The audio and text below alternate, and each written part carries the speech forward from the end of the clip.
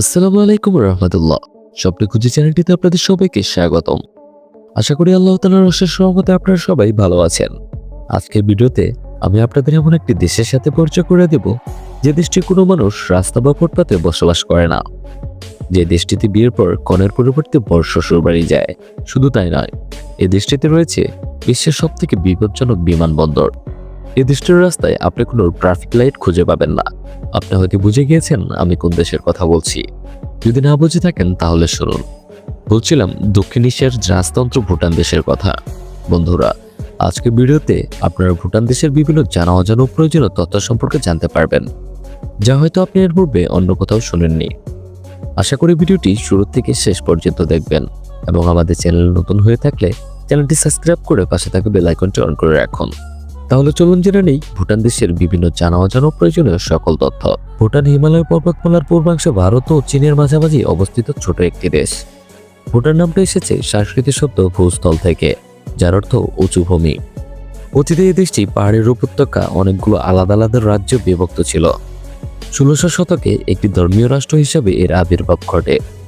১৯৫০ দশক পর্যন্ত ভুটানের সাথে পৃথিবীর অন্যান্য দেশের তেমন কোনো যোগাযোগ ছিল না, তাই এই দেশটিতে ছিল না কোনো রাস্তা, মোবাইল, বিদ্যুৎ এবং পোস্টাল পদ্ধতি। ১৯৬০-এর দশক থেকে বৈদেশিক সাহায্য নিয়ে এই দেশটি একটি আধুনিক রাজ্যে রূপান্তর হতে শুরু করে। বর্তমানে এই দেশটি বিশ্বের অনুন্নত দেশগুলোর মধ্যে একটি। দেশটি খুব বেশি উন্নত না হলেও এই দেশটিতে রয়েছে বিনামূল্য শিক্ষা গ্রহণ করার সুযোগ। বন্ধুরা, আপনি জানলে অবাক হবেন যে ভুটান দেশের মানুষ প্রায় ৪০০ বছর পুরনো পোশাক পরিধান করেন। এই দেশটির মোট আয়তন ৪৬,৫০০ বর্গ কিলোমিটার। এই দেশটিতে খুব বেশি মানুষ বসবাস করে না। এই দেশটির মোট জনসংখ্যা ৭,৮০,০০০। এ দেশের সকল মানুষই কৃষিকাজে নিয়োজিত। বন্ধুরা, ভুটান দেশের ফসল উৎপাদনের জন্য কোনো প্রকার সার বা কীটনাশক ব্যবহার করা হয় না। এজন্য ভুটান দেশটিতে শতভাগ বিশুদ্ধ খাবার পাওয়া যায়, যা আপনি পৃথিবীর অন্য কোনো দেশে খুঁজে পাবেন না। ভুটান দেশটিকে এশিয়ার শান্তিপ্রিয় দেশ বলা হয়ে থাকে। ভুটান দেশের মানুষ গবাদি পশু পালন করতে অনেক পছন্দ করে। এজন্য এই দেশটিতে আপনি প্রচুর গবাদি পশু দেখতে পাবেন। শুধু তাই নয়, ভুটান দেশের মানুষ আন্তরিক ও অতিথিপরায়ণ। এই দেশটির একটি আশ্চর্যকর তথ্য হলো ভুটানের মেয়েরা সংসার এবং ব্যবসা পরিচালনা করে। অর্থাৎ আমাদের বাংলাদেশের ছেলেরা যেমন কাজ করে অর্থ উপার্জন করে সংসার চালায়, ঠিক তেমনই ভাবে ভুটানের মেয়েরা অর্থ উপার্জন করে থাকেন। ভুটান দেশের একটি মেয়ে তার বাবার সকল সম্পত্তি পেয়ে থাকে এবং ছেলেদের কোনো প্রকার জমি বা সম্পদ দেওয়া হয় না। এমনই অদ্ভুত নিয়ম রয়েছে ভুটান দেশটিতে। এদেশের সকল মানুষই যথেষ্ট অর্থ সম্পদের মালিক না হলেও তারা নিজ দেশকে পরিষ্কার পরিচ্ছন্ন রাখতে পছন্দ করেন। ভুটান পৃথিবীর দূষণবিহীন একটি দেশ। বন্ধুরা, আপনি হয়তো জানেন না যে ভুটান দেশটির মোট আয়তনের প্রায় ৭০ ভাগই বনাঞ্চল দিয়ে ঘেরা। এই দেশটির মধ্যভাগের মোট জনসংখ্যার প্রায় ৮০% মানুষ বসবাস করেন।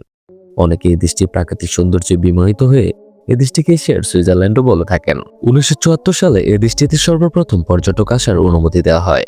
ভুটান দেশের রাজধানীর নাম থিম্পু। এই শহরটি ভুটান দেশের সবথেকে সুন্দর ও আকর্ষণীয় স্থান।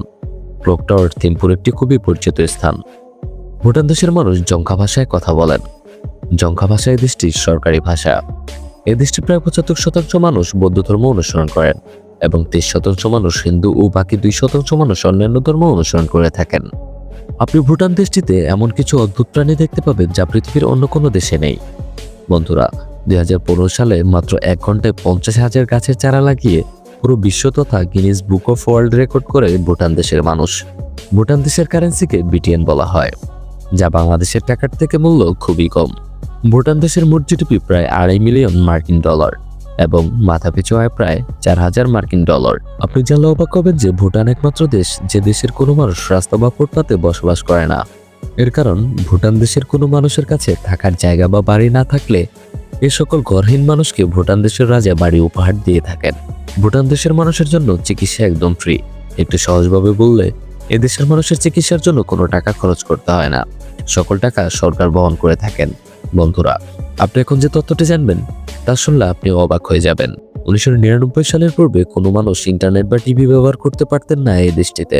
এর কারণ ভুটান দেশের রাজা টিভি এবং ইন্টারনেটের উপর নিষেধাজ্ঞা জারি করেছিলেন। ভুটান দেশের মানুষ এ দেশের ঐতিহ্য ও সংস্কৃতিকে অনেক গুরুত্বের সাথে দেখেন। এজন্যই ভুটানের রাজা কখনো চাননি বাইরের কোনো দেশের সংস্কৃতির কারণে নিজ দেশের ঐতিহ্য ও সংস্কৃতির উপর কোনো প্রভাব পড়ুক। এই ছিল ভুটান দেশের জানা অজানা প্রয়োজনীয় সকল তথ্য। আশা করি ভিডিওটি আপনাদের ভালো লেগেছে। ভিডিওটি যদি আপনাদের ভালো লেগে থাকে ভিডিওটি লাইক ও চ্যানেলটি সাবস্ক্রাইব করতে ভুলবেন না। দেখা হবে অন্য কোনো দেশের জানা অজানা ও প্রয়োজনীয় তথ্যমূলক ভিডিওতে। সে পর্যন্ত ভালো থাকবেন, সুস্থ থাকবেন। আল্লাহ হাফেজ।